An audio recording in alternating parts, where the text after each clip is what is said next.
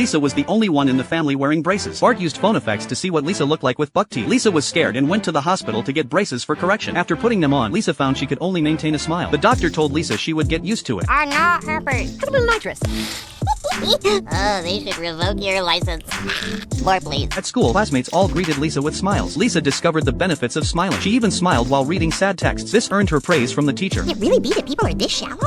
Lisa! Lisa! Lisa! When rejecting House's confession, Lisa put trash in the garbage bin. This caused classmates to imitate her. The smile gave Lisa confidence. She decided to run for student council president. Supporters put Lisa's posters all over the school, but she was still worried about her opponent because he had a gun. It's with a G and arithmetic starts with a A. You know what I say?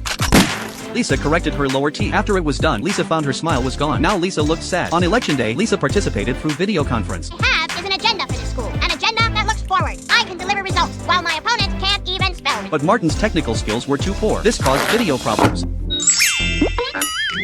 Finally, her opponent won the election. Late at night, Bart was secretly watching a violent TV show. A pedestrian crashed his car outside. Bart quickly pretended to have just woken up and went outside to join the crowd. But Marge's bathrobe became the target of everyone's jokes. It turned out that everyone else's bathrobes were gifts from their kids, except for Marge's. The comparison made Marge feel really embarrassed. She quickly hid the two kids behind her and awkwardly ran back home. Lisa and Bart decided to get Marge a better birthday gift. They needed money, so they went to kind-hearted Ned Flanders for help. They decided to trim his lawn in exchange for some cash. They succeeded. Just when they were about to pay for the bathrobe, they accidentally dropped the latest spy toys on the floor. Each of them imagined all the wild things they could do with those toys. While Lisa was still hesitating, Bart had already grabbed the spy toys and went to check out. The store clerk even threw in an ironing board cover as a bonus. On her birthday, Marge was really happy with Homer's gift, but when Bart and Lisa gave her theirs, she wasn't as thrilled. She sadly put the ironing board cover into the closet, since they already had a bigger one at home. Bart and Lisa began to get obsessed with their spy toys, listening in on other people's conversations. It wasn't until they overheard Marge admitting how disappointed she was with their gift that they felt guilty. They decided to make it up to her. Using their spy gadgets,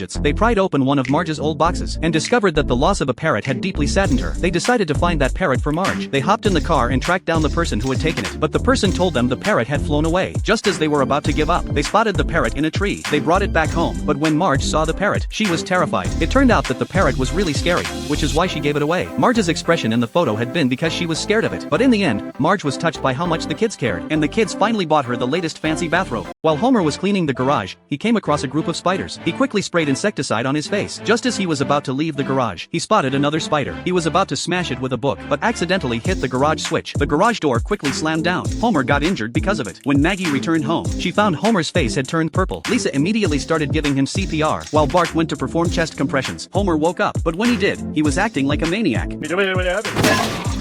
Maggie noticed that Homer had been narrowly escaping death lately, so she pulled out the photo album to confirm it. Worried about the kids, Maggie decided to buy Homer an insurance policy. Homer told Maggie not to worry, saying he still had many years left to live. So Maggie took Homer to the insurance company. The agent asked Homer if he had ever had a serious illness, and Homer replied that he'd had 2 strokes. The agent immediately tossed the policy into the shredder. Homer reached in to try and sign the document, but ended up getting his hand caught in the shredder. Maggie watched a story on TV about someone who died in an accident, but missed out on compensation because they didn't have insurance, and ended up begging on the street with their kids. Maggie was terrified. She decided to start saving money. From that day on, the family only ate cheap food. Maggie put the saved money into a piggy bank. Even Bart and Lisa's clothes came from church donations. Since Homer couldn't afford to buy alcohol, he started bringing his own drinks to the bar. You would counterfeit money. When Homer came home and saw the piggy bank, he got really angry. He felt that life was meant to be enjoyed to the fullest. Maggie pulled out her budgeting notebook. Last year you spent $5,000 on donuts, $2,000 on scalp massages, $500 on body glitter.